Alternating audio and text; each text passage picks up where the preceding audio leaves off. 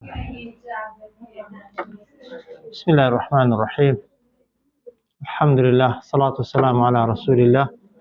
محمد وآله وصحبه ومن اهتدى بهداه. اللهم أرنا الحق حقا وارزقنا اتباعه، وأرنا الباطل باطلا وارزقنا اجتنابه. تفسير سورة آل عمران قيشت آيات نوتدو سرتاي جزء شوارم. لو آتي نوتو دووە داخوای گەورە باسی بابەتێکی دیکە مەوزوعێکی دیکەمان بۆ دەکات دەفەرمێت کە بابەتەکە بابەتی ماڵبەخشین ماڵ سەرفکردنە لە پێناوی خوای گەورەدا کە دیارە ماڵبەخشین و ماڵ سەرفکردن لە پێناوی خوادا پەیوەندی بە عیلاقە و پەیوەندی نێوان ئینسانەکانەوە هەیە، بەڵام دین چۆن پەیوەندی نێوان ئینسان و خوایە لەلایەکی دیکە پەیوەندی بە نێوانی ئینسانەکانیشەوە هەیە. یعنی ئینسان چۆن پێویستە لەگەڵ خوا بەینی باش بێ، عیلاقەی باش بێ، بە هەمان شێوەش لەگەڵ دروستکراوەکانی خوا و مەخلوقاتەکانی خوا پێویستە پەیوەندیت باش بێ. ئەو جار ئینسان دەگا بە خوای گەورە یا بە بەهەشت و ڕەزامەندی خوای گەورە. دەفەرمێت لەن تەنالوا البر، لەن تەنالوا البر یعنی ئێوە هەرگیز ناگەن بە پلەی چاکەکاری، هەرگیز ناگەن بە پلەی چاکەکاری کە زۆرێک لە مفەسرین دەفەرمون وشەی ئەلبر یعنی ئەو پەڕی چاکەکاری، و هێندێکیش دەفەرمون یعنی بەهەشت و خۆشیەکانی ناو بەهەشت. جا دەکرێ بڵێن هەرگیز ئێوە ناگەنە پلەی چاکەکاریەک کە بەهۆیەوە بتوانن بەهەشت بەدەستبێنن هەتا یەک شت نەکەن. ئەویش چییە؟ حەتا تونفقوا، هەتا ئەو کاتەی دەبەخشن مینما بۆ خۆی مینمایە یعنی بەشێک لەو ماڵەی تحبون کە خۆشتان دەوێ. خوا نافەرمێ هەرچی ماڵت هەیە هەمووی ببەخشە، و ناش فەرمێ هەمیشە هەموو ئەو ماڵی کە دڵت پێوەیە هیچی بۆ خۆت مەهێڵەوە. بەڵام ئەگەر بتەوێ بگەی بە ڕەزامەندی خوا، بیتەوێ پێت بگوترێ چاکەکار، بتەوێ بەدەست باش بکڕی، بەهەشت بەدەستبێنی، بێگومان کاتێک کە دەتەوێت خێرێکەی، دەتەوێت سەدەقەیەکەی، دەتەوێت چاکەیەکی بکەی، نابێ بگەڕی لە ناو ماڵەکەتدا کام شتە بۆ خۆت بەکەڵکردنایە یا لە خۆت زیادە یان سوودی نەماوە دەترسی خەراب ببێت و بەسەر چێت و کەڵکی پێوە نەمێنێ، ئەو جار بیکەیە خێر. لە سوورەتی بەقەرەدا خوای گەورە کە باسی ماڵبەخشین دەکا دەفەرمێت بە هیچ شێوەیەکی تەبعاً ناکرێ ماڵێک ببەخشی بە کەسێک ئەگەر تۆ فەقیرەکە بی خەڵکێک بۆت بێنێ قبوڵت نەبێ، خەڵکێک بۆت بێنێ دڵت پێ خۆش نەبێ. ئەو ماڵی کە ئەتۆ ئەگەر فەقیر بی لەبەر چاو وەک دەڵێ لەبەر عیبان لە خەڵکی وەری بگری دنا دڵت پێی خۆش نەبێت و دڵت پێ نەکرێتەوە، کاتێک دەیکەیە خێر و دەیبەخشی هیچ خێرێکت ناگاتێ. چاکترین خێر، چاکترین سەدەقە، چاکترین بەخشین ئەوەیە ئینسان کاتێک زەکاتیش دەدا. تەنانەت پارە خۆ هەزاری و 25,000 هەر وەکو یەکن، وایە؟ دوو 25 یان و 50,000 یەکی ببەخشی هەر وەکو یەکە. بەڵام لە کاتێکدا کە دیناریش دەبەخشی، ئینسان ئەگەر بگەڕێ بە دوای دینارە ڕزی و بێکەڵکەکاندا ئەوانەی لە هەموو شوێنان ناچن بیان هێنێتە دەرێ بیان کا بە زەکات، دڵی نەیە پارە ڕق و نوێیەکەی بکا بە خێر، بێگومان خێرەکەیان فەرقی هەیە. ناتوانانی بڵێ خێری ناگاتێ، بەڵام بەبێ گومانی خێری ئەو ماڵەی بۆیە ئەو خەڵکانێک کە حاڵین کە تێگەیشتون تەنانەت کاتێک پارەش دەکەنە خێر، دەچن ئەو پارانە دەکەنە خێرێکە لەکن خەڵکی مەرغوبترن، نوێترن، چاترن، حیوانات و ماڵاتش بتێ بکەیە قوربانی، بیکەیە سەدەقە، سەری ببڕی کامەی دڵت پێوەیە، کامەی خۆشت دەوێت، کامەی لەلاتەوە لە دڵدا جێی گرتووە ئەوی ببەخشی لە پێناوی خوادا. بۆ چونکە معاملەیەکە دەیکەی لەگەڵ خوا، قەرزێکە دەیدەی بەخوا، اینجا بێ بەرامبەریش نییە. ئەتۆ لە فەقیرەکەی هیچ داواکاریت نین، دنا لە خوای داواکاریت هەیە. کاتێک هەزاریەکی دەبەخشی لای کەمی چاوەڕێی ئەوەی خۆ لە بەرامبەر هەزاریەکەیدا خوا دەتداتێ. ئەتۆ بچی کامە ڕزی و بێکەڵکە بیدەیە سەرفیکەی، یا کە بۆ خۆت سەرف نابێ، یان جلوبەرگێکی کە بۆ خۆت لێی وەڕز بووی پێی رازینی سەقەت و بێکەڵک بووە، ئەو جار لە زیاتی فڕەدانێ دەیدەی بە فەقیرێکی بە مل فەقیرێکی دادێنی. خواردنێک بۆ خۆت تێرت لێ خواردووە دەزانی خەسار دەبێ، یان خەریکە خەسار بێ، لە زیاتی خەسار بوون بۆ کەسێکی فەقیری دەبێ، یان ڕاخەر و فەرش و ئەوانە جاری وایە خەڵک لە ماڵێ لێی وەڕز بووە مۆدیلی بەسەر چووە یەکێکی نوێی هێناوە دەشی بەخشێت و جاران بۆ مزگەوتێکیان دەبێت لێستا باشە و فەرشە یەک ڕەنگ و بەرماڵانە پەیدا بوون لە مزگەوتان ڕایان ناخەن لەنا جاران خەڵکی دڕاوی لێنا دەیشت هاتیش لە ڕیزی یەکەم لە سەفی یەکەمی ڕادەخست و جاری وا هەبوو دایانهێنا لە ناو مینبەرێدایان دەنا بۆی وەک دەڵێ ئیمامەکە لەسەری نوێژەکەی بکات و بەو فەرشە کۆنەی بەتەماون بچنە ناو قەدی باشتی ناتوانانی ئینسان لە جیاتی خوای قسانکەی خوا بە ڕەحمە خوای گەورە بە نێتی خۆت لەگەڵت دەکا بەڵام بەبێ گومانی معاملەکردن و مامەڵەکردن لەگەڵ خوای بەو شێوەیە نابێت تۆ لە دنیادا کەسێکت خۆش بووێ وانە ئەگەر هەدیەی بۆ ببەی شتی چاکی پێت خۆشە شتی چاکی بۆ ببەی وایە ئەی ئەگەر وەکو ئێستا کە هەدیە بردن و دیاری بردننی زۆر بەی خەڵکی جاری وایە کە مناسباتی دێتە پێشێ بە قەرز و بە سەودایە ئەو کەسەی دەزانی هەدیەت بۆ دێنێتەوە هەدیە چاکتری بۆ دەبەی ئەوەی هەدیەی باشی بۆ هێناوی پێدعی بە هەدیە کەمتری بۆ بێنیەوە بێگومان خوا خاوەنی هەموو نیعمەتەکانی ئێمەیە خوا زۆری پێداوین و پاشانش کە دەیبەخشی ماڵی خوایە وە دەشتداتەوە جارێکی دیکە بە چەند قات و بە چەند ئەوەندە معنای نییە ئینسان ڕزیلی تێدا بکات و بەخیلی تێدا بکە یا قەدری نەزانێت بۆیە خوا لە فەرمێ لەن یعنی هەرگیز چاوەڕێی ئەوە مەبە تەنال و بگەن بەدەست بێنن ئەلبیڕە پلەی چاکەکاری یا بەهەشت حتا تونفیقوا هەتا ئەو کاتەی نەبەخشن لای کەمی مما تحبون بەشێک لەو ماڵەی کە خۆشتان دەوێت مەرزنی هەمووی ببەخشی بەڵام بەشێک لەو ماڵەی کە دەیبەخشی بە ئەو ماڵە بێت کە بە کەڵک دێ بە سوودە دڵت پێوەیەتی حەز لێتی بۆ ئەوەی لە بەرامبەریدا بەهەش بکڕی وما تنفقوا وەخوا دەفەرمێ هەرچی بیبەخشن من شەیئین لە هەر شتێک وما تنفقوا ئەوەی دەیبەخشن جا ئەوەی دەیبەخشن من شەیئین هەرچیەک بێ خواردن بێت جلوبەرگ بێت ڕاخەر بێت شتی میمەوە شت بێ فإن الله بێگومان خوا به بەو شتەی کە تۆ بەخشیوتە عەلیم ئاگادارە دەزانێ بە چ نیەتێک بەخشیوتە و دەزانێت چەندە دڵ پێوە بووە بەو شتەی کە بەخشیوتە و دەزانێ تاخوا پێویستت پێ بۆ خۆت وازت لە پێداویستیەکەی خۆت هێناوە داوتە فەقیرەکەی یان لە خۆت زیاد بووە لە ناسل وەک دەڵێ لە بێ سوودیان بەخشیوتە خوای گەورە بە پێی نیەتی خۆت و ئەو ماڵەی بەخشیوتە پاداشتەکە دەداتەوە بۆیە پاداشتی هەموو کەس وەکو یەک نییە پاداشتی بەخشین هێندێک جار لەوانەیە یەک بەدە بێ هێندێک کەس لەوانەیە یەک بە سەد بێ هێندێک کەس لەوانەیە یەک بە حەوسەد بێ بە نەسی جاری وا هەیە خوای گەورە حەوسەتەکەش چەند ئەوەندەی خۆی لێ دەکا بۆ هێندێک کەس ئەوە پەیوەندی بەچیەوە هەیە بەو نیەتەوە هەیە کە تۆ پێی دەبەخشی ئەوە یەک و بەو ماڵەی کە دەیبەخشی چەندە بە کەڵکە و چەندە بێکەڵکە و بەو خۆشەویستی کە تۆ بۆ ماڵەکەت هەیە هەتا ماڵی خۆشەویستتر ببەخشی ئەجرەکەت بەبێ گومانی زۆرترە و هەتا تەبەن کلێنیش بۆ فەقیرەکەی بگرێ و جۆری فەقیرەکە و دیاریکردنی فەقیرەکەش بەبێ گومانی کاریگەری هەیە لە زیادکردنی ئەجرەکەی لەن تەنالوا البیڕ ئێوە هەرگیز ناتوانن بگەنە پلەی چاکەکاری یان دەکرێ بڵێن ئێوە هەرگیز ناتوانن بگەنە بەهەشت و ڕەزامەندی خوا حتا تنفقوا هەتا ئەو کاتەی دەبەخشن مما تحبون بەشێک لەو ماڵەی کە خۆشتان دەوێت وما تنفقوا من شيء هەرچیەک بیبەخشن لە هەر شتێک لەو شتانەی کە هەتانە فإن الله بێگومان خوا به بەو شتە عەلیم زانا و ئاگادارە ئەو جا خوا دەفەرمێ كل الطعام هەموو خۆراکێک كان لە ڕابردوودا حلا حەڵاڵ بوو لی بەنی ئیسرائیل بۆ بەنو ئیسرائیلەکان بەنو ئیسرائیلەکان جوولەکەکان زۆر شتیان بۆ خۆیان لەسەر خۆیان حرام کردبوو دەشیانگوت خوا لە تەوراتدا ئەوەی لێ حرام کردوین یان بەعکسەوە جاری وا هەبوو شتێک حرام بوو لە ئەسڵدا ئەوان بۆ خۆیان حەڵاڵیان کردبوو خوا دەفەرمێ كل الطعام هەموو جۆرە خواردنێک کانە پێشتر لە ڕابردوودا حلا حەڵاڵ بوو لی بەنی ئیسرائیلە بۆ بەنو ئیسرائیلیەکان ئیلا تەنها ما ئەو شتانە نەبێ کە حەڕەمە قەدەغەی کردبوو ئیسرائیل یعنی چی؟ بەنی ئیسرائیل یعنی ئەوانەی بەڕەچەڵک دەستنەوە سەر یعقوب پێغەمبەر بەس خودی ئیسرائیل ئەگەر بەنەکەی لێ نەبێ بە معنای چی دێ؟ نه ئیسرائیل یعنی یعقوب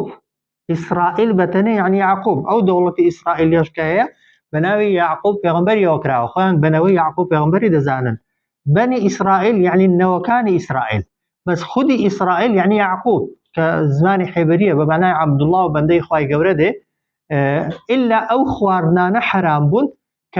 کە ئیسرائیل بۆ خۆی حرامی کردبوون بەڵام لەسەر خۆی بۆ خۆی لەسەر خۆی حرام کردبوون وەکو گۆشتی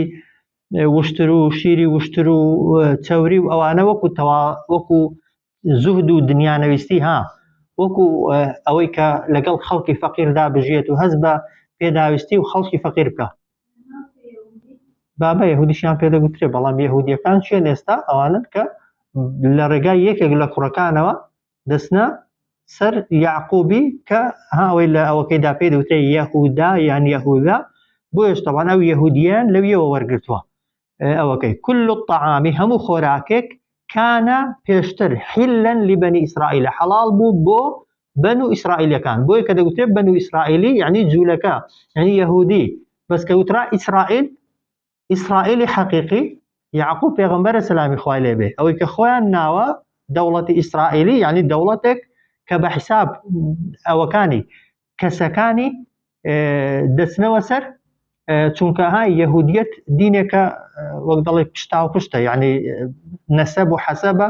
مەسەلەی تەبشیری و هاتنە ناوی تێدا نییە جوولەکە چەندن ئیلاگە بەزا و زێ زیادکەن دەنا هیچ کەسێکی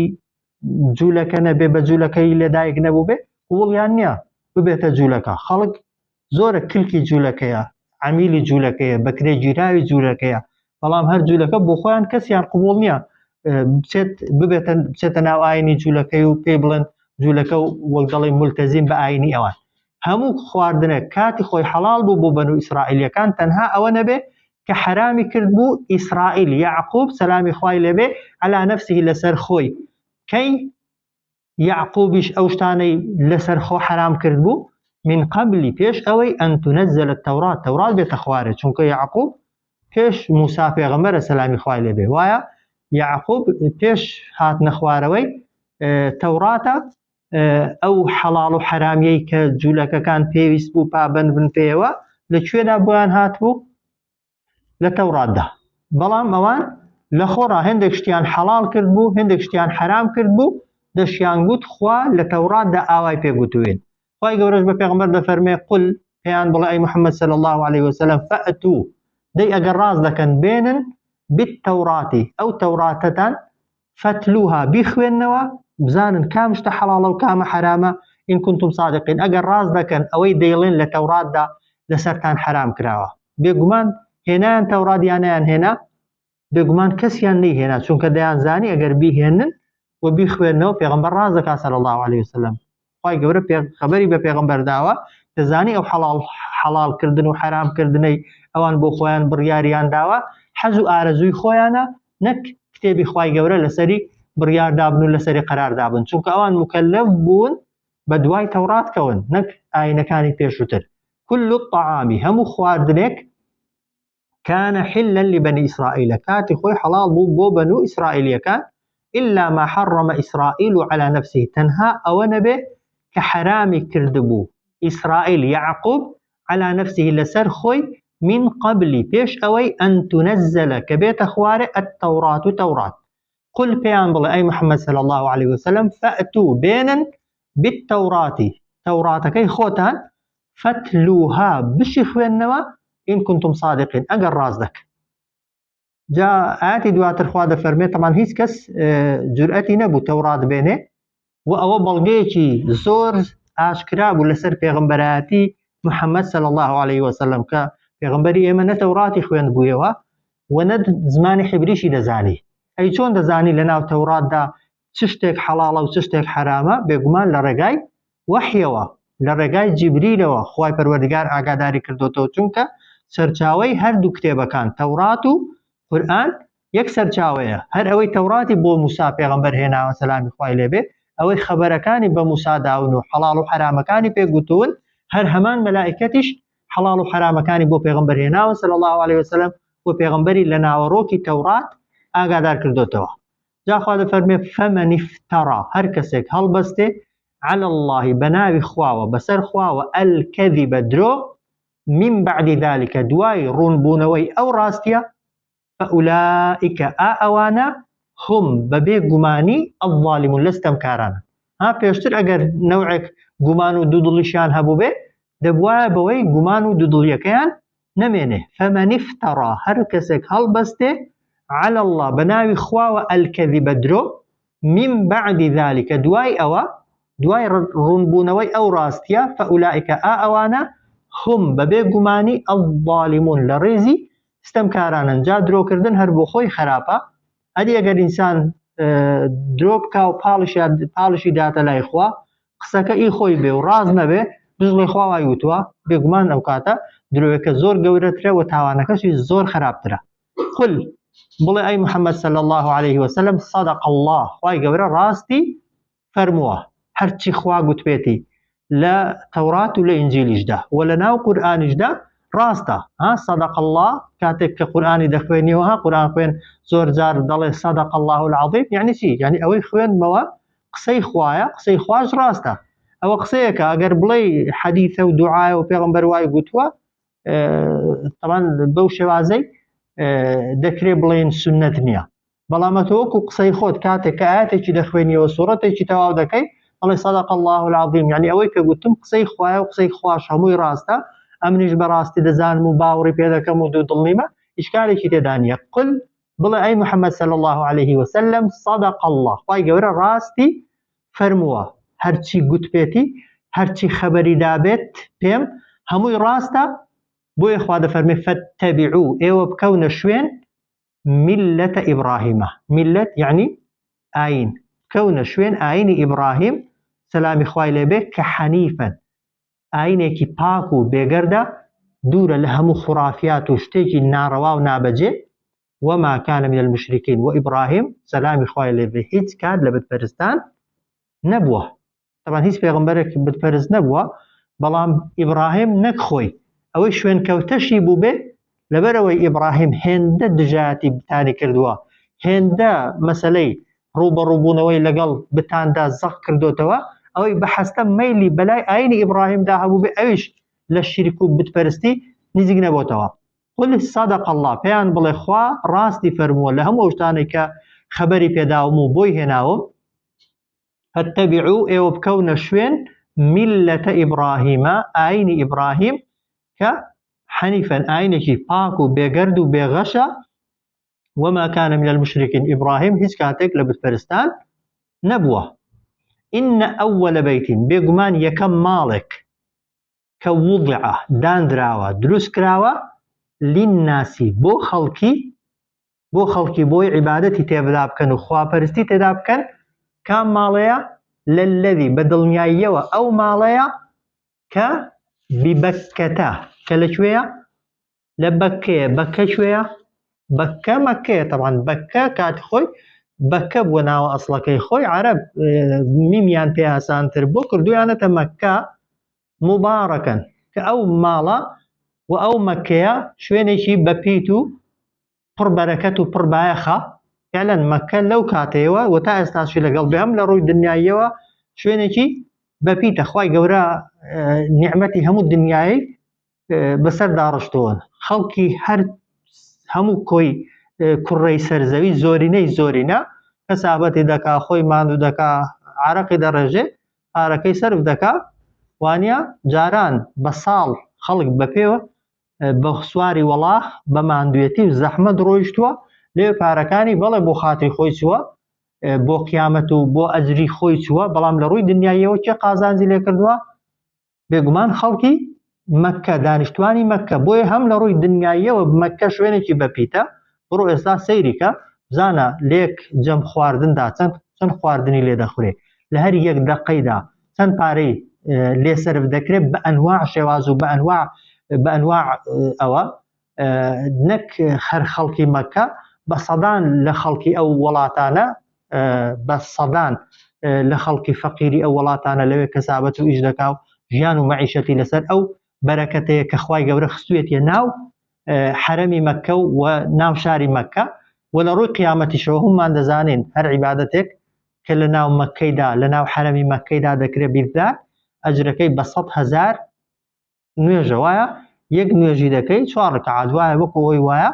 لە شوێنێکی دیکە ئەگەر 100,000 نوێژی بکەی 100,000 نوێژ بە چەند ساڵی پێت دەکرێت وانە بێگومان ئەوجار وەهودن ئەو مەکەیە ڕێنمونیە تەمەەن خودی مەکە ڕێنمونی نییە ها بەڵام لە مەکەیەوە ڕێنمونی دەرچووە کاتی خۆی ئیبراهیم سەلامی خوای لێبێ ئیسماعیل سەلامی خوای لێبێ و ئەو قورئانی ئێمە لەکوێ هاتووەتە خوارێ لە مەکە پێغەمبەر صلی الله عليه وسلم سەرەتای دینداری و مسلمانەتیەکەی لەکوێ دەست پێ کرد لە مەکە و لە خەڵکی مەکەوە دەستی پێ کرد و هەروەها خەڵکیش بەلاقی خۆیان دەچوون بە تایبەتی لە مەوسیمی عەجدا بۆ ناو مەکە پێغەمبەر صلی الله عليه وسلم لە موسیمی عەجدا خۆی و سەحابەکانی ئیسراحەتیان نەکردووە بەردەوام چوون لە دەوروبەری مەکەی بەدزی لەگەڵ خەڵکی کۆبوونەتەوە هەتا لە پێش کۆچ پێغەمبەر صلی الله عليه وسلم چلو شتێک تیرە و هۆزی تەوان تاقی کردوێتەوە داوای پەناو شوێنی لێکردوون بۆی خۆی و سەحابەکان بچن ئەزیەت نەدرێن و بیان پارێزن و پشتیوانیان لێ بکەن تەمان کەس ئیستیعدادی نەبووە جگە لە خەڵکی مەدینەی لەکوێ بوونە ئیماندار لە ناو مەکەی پێغەمبەر صلی الله عليه وسلم پەیوەندی پێوەکردن لە ناو مەکەی بەیعەتیان بە پێغەمبەردا صلی الله عليه وسلم و لە ناو مەکەی وعدیاندا ببنە پشتیوان و سەرخەری بۆیە لە قورئاندا تا قیامەتێ ناویان بە ئەنسار بە پشتیوان بە سەرخەر و خوای گەورەش لە چەند شوێندا دەفەرمێت رضي الله عنهم خوالیان ڕازی بۆ خوای گەورە لە بەهەشت لە دنیادا بەهەشتی بۆ مسۆگەر کردوون بۆ بەڵام خودی هیدایەتەکەیان لەکوێ وەرگرتووە و لەکوێ بۆ چووە لە مەکەوە سەرچاوی گرتووە بۆیە مەکە و پەیامێک کە لە مەکەی هاتوۆتە خوارێ ڕێنمونیە للعالمین بۆ هەموو خەڵکی سەرزەوی إن أول بيت یەکەم ماڵ کە وضع دروست کراوە للناس بۆ خەڵکی بۆی خەڵک ئینسان عەبدایەتی و بەندایەتی تێدا بکە لەلەذی بە دڵنیاییەوە ئەو ماڵەیە ببەکەتە کە لە شاری مەکەیە مبارەکەن کە مەکە یان ماڵەکەی خوا شوێنێکی پیرۆز و بەپیتە بۆ دنیا و بۆ قیامەت و هودەن ڕێنمونیشە و مایە ڕێنمونی و هیدایەتیشە للعالمین بۆ هەموو خەڵکی کەی مەکە دروست کراوە یان بەیت دروست کراوە و کەعبە دروست کراوە زانن کە درستی کردووە کەی دروست بووە طبعا کەی دروست کراوە زۆرینەی عولەما ڕەئیان وایە کە لەگەڵ دروستبوونی زەوی خوای گەورە بە مەلائیکەتەکان جاری یەکەم کەعبەی دروست کردووە جاری دووهەم کە خوای گەورە ئادەمی دروست کردووە کە زۆرینەی عولەما دەفەرمون دروستبوونی ئادەمیش هەر لە مەکەی بووە جارێکی دیکە ئادەم دیوارەکانی بەرز کردوونەتەوە دوای ئادەم کە دیارە ئادەم و ئەوانە زۆر بە هەزار ساڵ زیاتر ژیاون جارێکی دیکە کۆن بۆتەوە شیفی کوڕی ئادەم کێکێک کە زۆرێک لە مفەسرین دەفەرمون پێغەمبەر بووە سەر لە نوێ تعمیری کردوتەوە دوای شیف طبعا ئەو مەکە دیارە ئاوەدانی تێدا نامێنن دار و پەردووەکانی دەڕوخێن تەنها بناغەکەی دەمێنێ خوای گەورە فەرمان بە ئیبراهیم پێغەمبەر دەکات کە لە قودس و لە دوورەوە هیجرەت کات و کۆچکە بۆ مەکە لەبەرخاتری دروستکردنەوە و سەر لە نوێ نۆژەنکردنەوەی یەکەم ئاوەدانکردنەوە کە هاجرە و تەمەن ئیسماعیلی لەوێ بەجێهێشت وایە ئەوە ئاوەدانی کردەوە بناغەی ئاوەدانیەکەی دانا و جارێکی دیکە کە بە سەفەر چوویەوە لایەن و لەو کاتدا ئیسماعیل گەورە بوو لەگەڵ ئیسماعیل جارێکی دیکە وإذ يرفع إبراهيم القواعد هذا فرمي نافرمي دروستی کرد فرمي بیرکەنەوە کاتێک بەرزی کردنەوە یعنی بناغەکە هەبووە ئەوان تەنها دار و پەردووە ڕووخا و گوڵ و خۆڵەکەیان لا بردووە گەیشتونەتەوە بنچینەکەی ئەوجا جارێکی دیکە سەر لە نوێ دروستیان کردوتەوە دوای ئەو دەڵێن پێش تەوان پێغەمبەری ئێمە بێ پیاوێکی دیکە عمالەقا دوایوی قوسەی کوڕی کیلاب دواتر قوڕەیشیەکان جارێکی دیکە دواتر دوای خەلیفەکان عەبدوڵای کوڕی زوبەیر دواتر لە سەردەمی خەلیفەکاندا حەجاج جارێکی دیکە دواتر سوڵتان مراد و دواتر ئەوەی کە ئێستا هەیە یعنی بناغەکە دەستکاری نەکراوە ئەوەی کە نۆژەن کراوەتەوە و دەستکاری کراوە طبعاً پانی و درێژی تقریبا لێک نزیکەوە بزانم بە مەتری جیاواز نییە بە سانتیمەتری فەرقە هەموو چوار گۆشەی تەواو نییە تەوان مەکە هەندێک گۆشەی لە هێندێکی دیکە ئەوەترن خودی بناغەکە طبعاً هیچ دەستکاریەکی نەکراوە کەعبە لە ڕووی ئەوە کە گەورەکردن طبعاً ئەوەی حرەمی مەکی گەورە دەکرێت دەوروبەری کەعبەی گەورە دەکرێت کەعبەکە وەک خۆیەتی بەڵام بەرزی و نزمی دیوارەکەی تەوان دەستکاری کراوە کە ئەو کاتیش کە ئیبراهیم نۆژەنی کردوتەوە زۆر لە خانووی ئاسایی بەرزتر بووە 7 متر بووە ئەوەکەی بەرزیەکەی و بڵندیەکەی کە ئێستا نازانم دقیق وا بزانم 12 13 چەند بەرزە دەفەرمێ جا باسی ئەو کەعبەیە دەکا ئەو کەعبەیە بەدەستی مەلایکەتان دروست کراوە جا خوای گەورە لە ئاسمانیش شوێنێکی هەیە پێی دەوترێت بەیت المەعموور کە مەلایکەتەکان تەوافی لێ دەکەن لەسەر زەویش خوای گەورە لەگەڵ دروستبوونی زەویدا ئەو ماڵی دروست کردووە بۆی ئینسانەکان عیبادەتی تێدا بکەن و یان ڕووی تێدا بکەن لە کاتی عیبادەتکردندا إن أول بيت وضع للناس بێگومان یەکەم ماڵێک کە دروست کراوە بۆ خەڵکی لەلەذی ئەو ماڵێک کە لە مەککەیە کە بەکەیە یا مەککەیە مبارەکەن شوێنێکی بەپیتە وهودەن ڕێنمونیشە للعالمین بۆ هەموو خەڵکی فيه آيات بينات لەناو ئەو ماڵەدا هەیە چەندان بەڵگە و نیشانەی بەیینات ڕوونکەرەوە ئاوی زمزمی تێدایە کە هەمووتان بەسەر هاتەکەتان بیستووە نەوعی هاتنە دەرەکەی و جۆری هاتنە دەرەکەی و بۆشێ هاتۆتە دەرێ و چۆن دێتە دەرێ ئێستاشی لەگەڵدا بێت کە ئەو هەموو ئاوەی لێ دەهێنرێتە دەرێ وەرە هەر ئەوەی دەخورێتەوە وایە ئەوەی کە ئیستیراد دەکرێت بۆ وڵاتان دەنێردرێت ئەوەی کە هەر بۆ حرەمی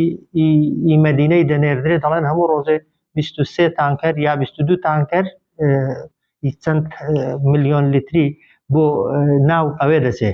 ئەدی لە ناو ئەوەیدا چەند سەرف دەبێ فيه آيات بينات تێداتی چەندان بەڵگە و نیشانەی ڕوونکەرەوە و هەروەها مەقام و ئیبراهیم جێپێی ئیبراهیمیشی تێدای هەر مەقامی ئیبراهیم ئەوەی کە کاتێک تەواف دەکەی و لێ دەبیەوە سنەت وایە لە بەرامبەر مەقامی ئیبراهیمدا تەوان نوێژ دوو ڕکعات نوێژی دوای تەواف بکەی ئەو مەقامی ئیبراهیمە جێپێی ئیبراهیمی لەسەر بەردەکەی دەرچۆتەوە جا زۆرێک لە مفەسیرین دەفەرمون ئەو بەردەیە کە ئیبراهیم کە دیوارەکە هات بەرز بۆتەوە و دەستی نەگەیشتۆتێ ئاسان نەیتوانی بە بەردەکان دانێ چۆتە سەر ئەو بەردەی تەوان بەردێکی گەورە بووە لەگەڵ خۆی ئێستا ون کراوە بەردەکە بە سەرەکەی دیارە لەگەڵ خۆی سوڕاندوویەتی هێندێکیش دەفەرمون وەکو موعجیزە لەگەڵی سوڕاوە بەردەکە بۆ خۆی لەگەڵی سوڕاوە یعنی جێپێکانی بە تەواوی دیارن چۆتە ناوی تەواو بەردەکە زۆرێک لە مفەسیرین دەفەرمون بۆی سوڕاوە هەتا دیوارەکەی تەواو کردووە ئەوە یەکێکی دیکەی لە موعجیزەکان ومن دەخەلەه هەر کەسێک بچێتە ناو ئەو ماڵە تەبیعەتی ئەو ماڵی چۆنە کانە ئامینن پارێزراوە خوا ئەمری کردووە بپارێزرێ و هەروەها پێش ئیسلامیش خەڵک حورمەتی ئەو بەیتەی هەرگرتووە دژمنی خوێنی خۆی دیبێت لە ناو حرەمی مەککەدا کەس دەستی لێ نەداوە و ئێستاشی لەگەڵدابێ ئەو هەموو بەرکەوتەی و بەریەککەوتنەی کە لە ناو حرەمی مەککەیدا دروست دەبێت لە کوێی کەدا دروست دەبێت بەس چێ دیوێتی تا ئێستا کەسێک لی بدرێ سەری بشکێندرێ بکوژرێت تەنانە دەوانەی بۆ بنپیانیش دەکەون کەس ئاور ناداتەوە چێ پێی لێنا چێ کوشتی یعنی ڕوحی ئینتقام و تۆڵە ساندنەوە یان هەموو ئافرەت و ژن و پیاوە لە یەکتر نزیکە ئەو هەموو بەریەککەوتە هەیە چێ بینیویەتی و بیستویەتی کەمترین مخالفەی دەستدرێژیکردن لە ناو حرەمی مەککەیدا دروست بوو بێ ئەوەی تێدایەتی هەمووش ملتەزیم نین بۆ معلوماتان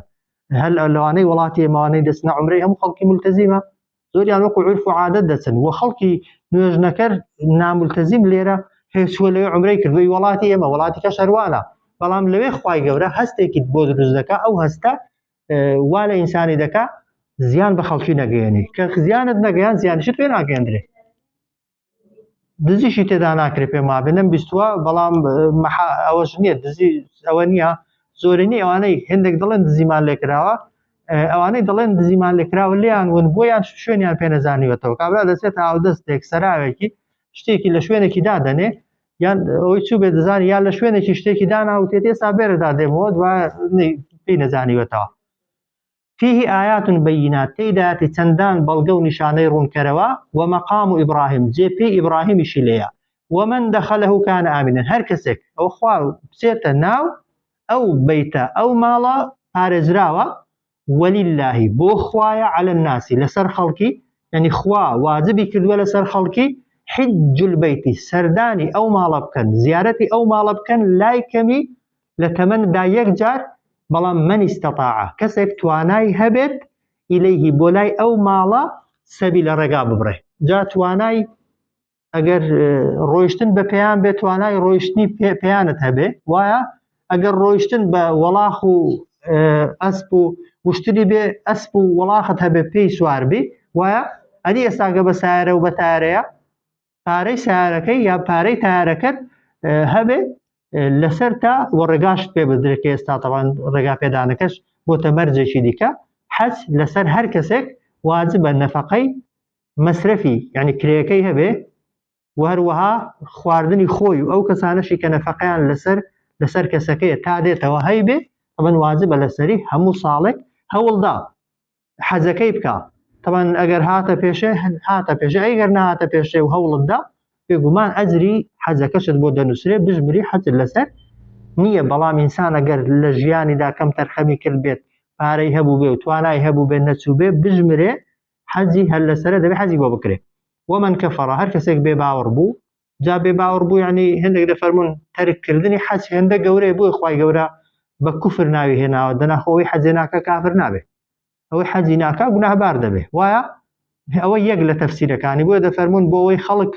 بە شتێکی گەورە بێتە پێشچاوی خوای گەورە بە کوفر ناوی بردووە. هەندێکیش دەفەرمون ئەوەی کە حەج نەکا و ئیمانی پێ نەبێ، حەج نەکا ئیمانیشی پێ نەبێ، یان کەسێک حەجیش بکا بەڵام پێی وابێ واجب نییە کافر دەبێ یا کافر نابێ، بێگومان بێ باوەڕ دەبێ. ومن کەفەڕ هەر کەسێک بێ باوەڕ بێ بە حەج پێی وابێ حەج واجب نییە، هەر ئاوا تەفسیرەکەین بێ مشکلەتر و بێگومانترە. فإن الله بێگومان غەنیون خوای گەورە پێویستی بە حەجی تۆ نییە. چێ پێویستیەتی؟ ئێستاش خەڵک دەڵێ خەڵک بەلاش پارەی بۆ عارەبان دەبا و جا پارەی دەیبێ بۆ لێرە سەرفی ناکەی و ئەوەی ئەتەوانەوە خەڵک سارکردنەوە و خەڵک بێتاقەتکردنە ڕاستی وان نییە. ئەوانەی لێرەش ماڵی دەبەخشن و خێرە دەکەن هەر ئەو کەسانانە حەج و عومرەی دەکەن بەڕاستی و بە دروستی. وایە بەڵێ هێندێک جار لەوانەیە ئەگەر بنمونە دەوەرەقەت داناون عومرەیەکی پێ بکەی لێرە نەخۆشێک هەیە لەسەر دەوەرەقەکەی تۆ پەچی کەوتووە چی هەر دەوەرەقەکەی دەیە لەوانەیە خێرەکە زیاتر بگاتێ. گەنجێکە ژنی دێنێ و پارەی نییە بنمونە، کەسێکی دیکەیە قەرزدارە و لێی قەوماوە پارەی حەجەکەت هەمووی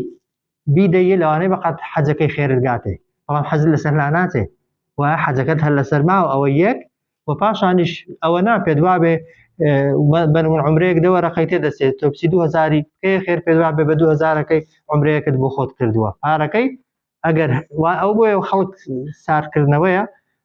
خەڵک ساردکردنەوە لە عیبادەت و خواپەرستی شتێکی چاک و باش نییە، بە تایبەتی حەج کە واجبە تەوان. فيه آيات بينات لو ماڵەدا هەیە چەندان بەڵگە و نیشانەی ڕوونکەرەوە مەقام ئیبراهیم کە جێپێی ئیبراهیمی لێیە ومن دخله كان آمنا هەر کەسێک بچێتە ناو ئەو ماڵە ئەو بەیتە پارێزراوە ولله على الناس بۆ خوایە لەسەر خەڵکی یعنی خوا لەسەر خەڵکی پێویست کردووە حج البيت حج يعني زیارەت سەردانی ئەو ماڵە بکە نیازی سەردانکردنەکەی هەبێ بڕیاری سەردانکردنەکەی هەبێ هەوڵی سەردانکردنەکەی هەبێ من استطاع ئەوەی توانای هەبێ إليه بۆ لای ئەو ماڵە سەبی لە ڕێگا بگرێ کە خەڵک جاران بە پێیان ڕۆیشتووە و هەشە چەند جار چووە هەیە ساڵی پێچووە تا چووە هاتۆتەوە هەیە بە 2 ساڵ حەجێکی کردووە جاری وایە. ومن كفر هەر کەسێک بێ باوەڕ بێ بە حەج ئیمانی بە واجبیەتی حەج نەبێ فإن الله بێگومان من خوا غەنی بێنیازە عن العالمین لە هەموو خەڵکی کە دەچی لە بەرخاتری خۆت دەچی و بۆ خۆت دەچی و ئەجرەکەشی بۆ خۆتە بەبێ گومانی بۆ هیچ کەسێکی دیکە نییە. قل بڵێ ئەی محەممەد صلی الله عليه وسلم یا ئەهل الكتاب ئەی خاوەن کتێبەکان لما تكفرون بآيات الله بۆچی بێ باوەڕ دەبنەوە بە بەڵگە و نیشانەکانی خوا کە مەبەستی ئەو بەڵگە و نیشانانن کە لەسەر ڕاستیەتی پێغەمبەر صلی الله عليه وسلم هاتون والله شهید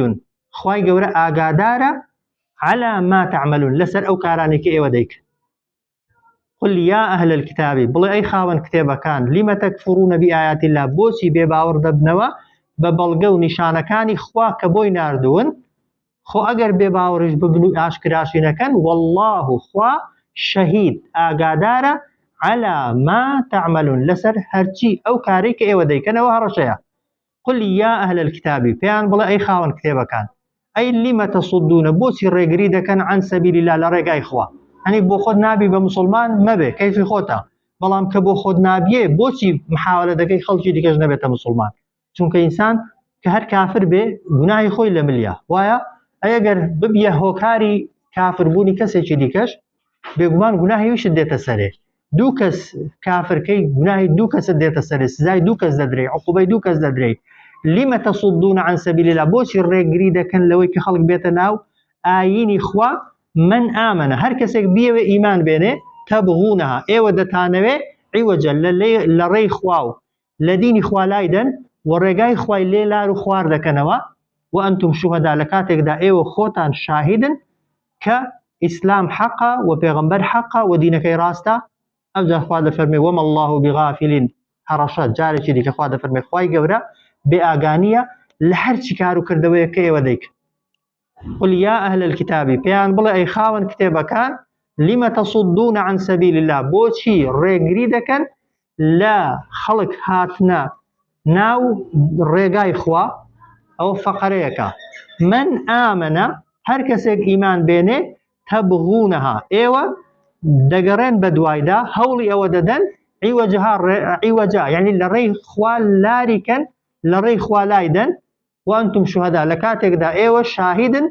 لەسەر ئەوەی کە ئیسلام ڕاستە و پێغەمبەر حەقە صلی الله عليه وسلم وما الله بغافل خوا بێ ئاگانیە بە هیچ شێوەیەک عما تعملون لە هەر کار و کردەوەیەک کە ئێوە دەیکن ئەو جار دەفەرمێت یا ئەیها الذین ئامنوا ئەی ئەوانەی کە ئیمانتان هێناوە ئین تطیعوا ئەگەر گوێڕایاڵی بکەن فەریقا ئی کۆمەڵێک من الذين اوتوا الكتاب لەوانەی کە خاوەن کتێبن يردوكم هەڵتان دەگەڕێنەوە بەرەو بعد ئیمانیکم دوای باوەڕهێنانتان کافرین بەبێ باوەڕی ئەوە سەبەبی هاتنە خوارەوەکەی ئەوە بووە کە دەفەرمون جارێکیان پیاوێکە بووە ناوی شازی کوڕی قەیس یەهودی بووە بەلای کۆمەڵێک خەڵکی مەککەدا تێپەڕیوەکە بەشێکیان ئەوس بوون بەشێکیان خەزرەجی بوون ئەوس و خەزرەجی تێدا بوون مەدینەی ئەوس و خەزرەج پێش ئیسلام شەڕی زۆریان کردبوو کە پێغەمبەر چوو صلی الله عليه وسلم صلحی کرد لە بینیاندا بینی بەیەکەوە دانیشتون و زۆر تەبانە سوێندی خواروتی دەبێ ئەو تەباییەیان تێکدەم شاعیرێکی یەهودی نارد بۆ مەجلیسەکەی هەندێک شعری خوێندنەوە یەک لە شەڕە کۆنەکانی کە شەڕی بوعاثە بووە کە چەند سەد کەسی هەزار کەسی تێدا کوژراوە شعری بەسەر کوژراوەکاندا هەڵگوتووە ئەوس و خەزرەجیەکان دەماری وەک دەڵێ جاهیلی و ئی پێش ئیسلامەتی و شەڕکردنیان جارێکی دیکە گرژ بۆتەوە خەریک بووە تەمەن بە گژیەکدا بچن و شمشێریان لێک هەڵکێشاوە ئەمە لەو کاتەدا پێغەمبەر صلی الله عليه وسلم فریان کەوتووە جا خوا دەفەرمێت ئەگەر خوای گەورە ڕەحمی پێدەکردبانە و وەک دەڵێ ئەوە نەبایە خەریک بوو جارێکی دیکە تووشی کوفر و بێباوەڕیتان کەنەوە یا ئەیها الذین ئامنوا ئەی ئەوانەی باوەڕتان هێناوە ئین تطیعوا فەریقا ئەگەر گوێڕایاڵی بکەن بۆ فەریقا من الذین بۆ کۆمەڵێک لەوانەی کە ئوتوا الکتابە کە خاوەن کتێبن یەڕدووکم هەڵتان دەگەڕێنەوە بعد ئیمانیکم دوای باوەڕهێنانتان کافرین بەبێ باوەڕی صلى الله على سيدنا محمد وعلى آله وصحبه أجمعين